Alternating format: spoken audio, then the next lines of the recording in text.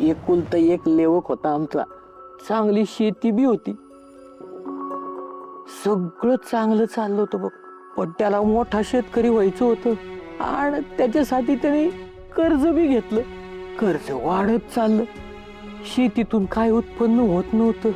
आणि माग 4-5 वर्षाखाली अवकाळी पाऊस आला, पार शेतीचं समद नुकसान केलं. बाग वाहून गेली, उभं पीक वाहून गेलं.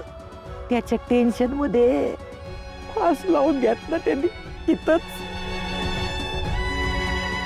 एकुलता एक लेक डोळ्यात देखत गेला आणि राहिलो आम्ही दोघं म्हातारी एकमेकांसाठी. आजोबा, तुम्हाला हा आधार कसा देऊ मला खरंच कळत नाहीये. पण तुम्ही तुमच्या अशा अवस्थेत मला मदत केली, माझी एवढी सेवा केली, तुमचे खरंच लय उपकार झालेत बघा.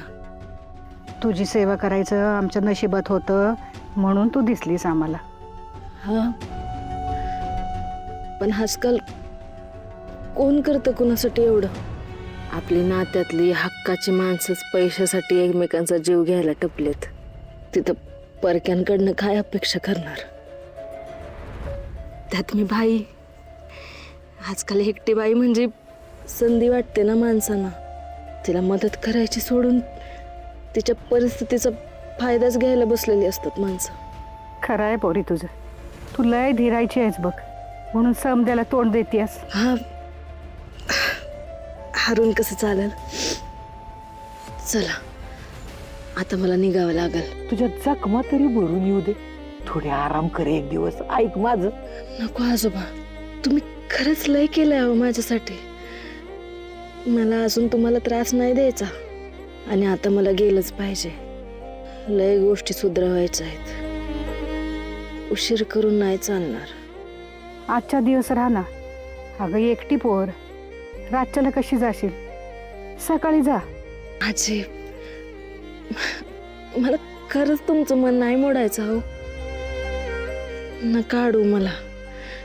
मला खरंच जाणं लय गरजेचं आहे.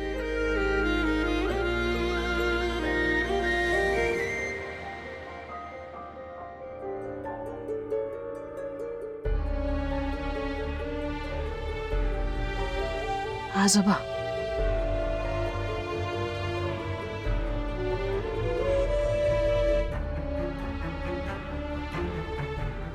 पोरी हे घे, आमच्याकडे इतकंच आहे बघ तुला द्यायला.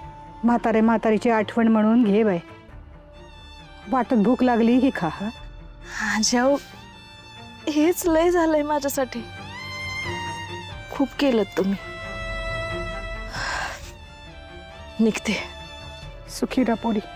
आणि हे बघ, इथून उजव्या हाताला गेली ना की फाट्यावर एसटी मिळेल बघ तुला.